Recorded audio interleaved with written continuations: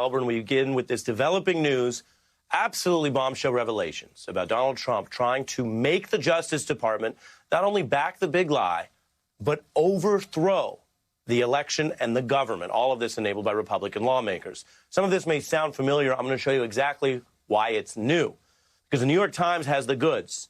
They have the evidence. They're reporting that in late December, Donald Trump was secretly pressing top Justice Department officials to join him in what would have been a soft coup, to try to compare this election to those that have been invalidated for other reasons, that there would be wide enough corrupt fraud to somehow nullify it.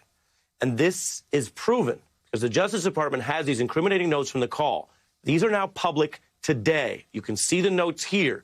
This is damning evidence revealing, really for the first time at this level of internal pressure, that Trump was ordering the Justice Department to say the election was corrupt and leave the rest to me and the Republican congressman. I'm going to read that again because this is evidence we didn't have during, for example, the impeachment trial about this very issue. These are independent notes from within the highest levels of the Trump administration, outing then President Trump for ordering the DOJ to say, quote, the election was corrupt, leave the rest to me and the R congressman, the GOP. It's a level of plotting that has not been found in internal written evidence before. Now, this is the kind of thing that is big, but many people would like to sweep under the rug. Many people in MAGA land don't want this to be the top story tonight, even though it is, because they say, well, it didn't happen. But the reason it didn't happen is because Trump was thwarted. He wasn't good at the soft coup. The DOJ resisted. The Justice Department does not get in the business of overruling elections. But the criminal intent was clear, and I don't use that word lightly. Trying to abuse your public office to fraudulently change the outcome of elections is a crime. Whether Donald Trump ever faces accountability for this is a separate question. Trump also explicitly mentioned a congressman you probably know about, Jim Jordan, as well as others, Congressman Perry and Senator Johnson, as lawmakers that he saw as people that he believed would be in on the soft coup, people who would use whatever sway or power they had in Congress, he thought, to overthrow the rightful winner of the election, the person who's in the White House, President Biden. Trump telling the DOJ those people out there were upset about the inaction of some and said, quote, you guys may not be following the internet the way I do. Again, contemporaneous notes taken at the time. So we have the evidence of the soft coup. We also have other aspects of this that can seem quite ridiculous. You also have the idea that the Justice Department would somehow have the power to do this. Let me be clear. Even a more compliant attorney general or acting attorney general or someone else that Donald Trump might have dragged into government, thankfully, as a matter of democracy, not partisanship, I tell you, thankfully, would not be able to do this because the founders didn't build a system where the people in the White House could flick a switch to cancel elections.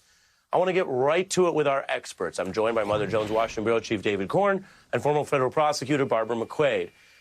David, you are a reporter and a journalist. You're an author. You've written books about government corruption. You're an analyst. You are also someone, I'll say this since I know you, who at times other people have said, oh, David Corn is overdoing it. David Corn is being too harsh, too tough on Donald Trump in 2015, in 2016. These are the kind of notes that would seem to suggest that you, and not just you, but people like you, Masha Gessen, warned about this.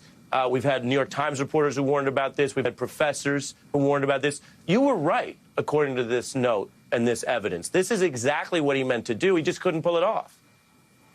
You know, there's little consolation in saying I told you so when our democracy was at risk and continues to be at risk because he's still the leader of one of the two major parties in this country. You know, we've said this a lot in the last 30, 40 years, Ari, but this literally is worse than Watergate. You know, in that instance, Richard Nixon was trying to cover up an investigation that would go into what his campaign did, a break-in, right? And he asked the CIA to tell the FBI it was national security and they shouldn't investigate. The FBI should call off the investigation. That's what he tried to do, just to stop an investigation. And this is far worse than this. This is about overturning and subverting an election. It's quite clear what he's trying to get them to do when they don't have the power to do this. These notes, they're not audio, they're not video. but they are bigger than the smoking gun tape in Watergate that ended Nixon's presidency. The only thing that's different now is that back then Republicans, including Barry Goldwater, looked at what Nixon did and said, we can't go along with this. Partisanship aside, this is a danger to the country, to our democratic foundation. Now you have a Republican Party that says, to hell with all that.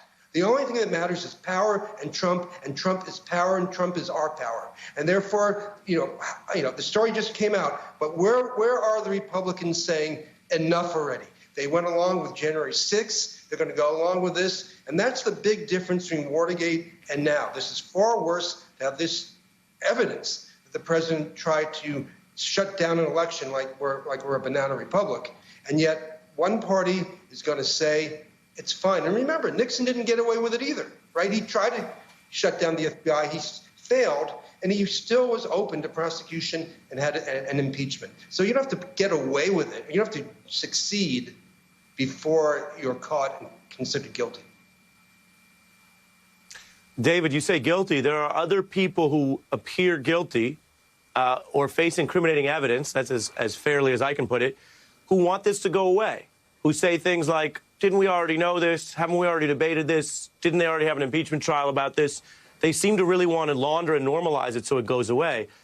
I have to ask you, David, if just these notes, not everything else we know, but if just these notes came out, for example, about Barack Obama, would that be a big deal in Washington? Barack Obama calling his attorney general and saying, can you help me overturn an election? You can imagine the heads that would explode.